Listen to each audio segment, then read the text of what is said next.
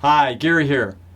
The difference between death and taxes is death doesn't get worse every time Congress meets. That's Will Rogers from way back. And again, taxes at death, estate taxes and inheritance taxes, cause a lot of confusion. In fact, it's the number one question we get asked by heirs many times or surviving spouses about what is owed. Now, let's start from a surviving spouse's standpoint.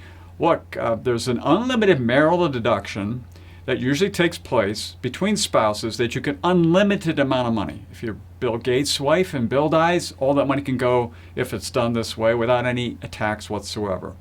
It's usually on the second death when we start seeing these taxes. So let's break them down. So there's estate tax. It can be taxed at the federal level and the state level. Let's take the federal level. Right now, estate tax at the federal level is $11.58 million for each person. Use it correctly, it's about $23 million. So you gotta have a pretty good sized estate for having to pay the federal estate tax. Let's use the state of Illinois for state estate taxes. There are about 17 states that have these, so you understand this. Illinois has a $4 million deduction, so times 2 is $8 million. So if the estate's over $8 million, then there's a Illinois estate tax that needs to be paid, and it can be pretty hefty. Believe it or not, it gets to a certain point and it pays 16% above that level. So good planning here makes sense. What's an inheritance tax? As it sounds, it's a tax paid by those inheriting the estate.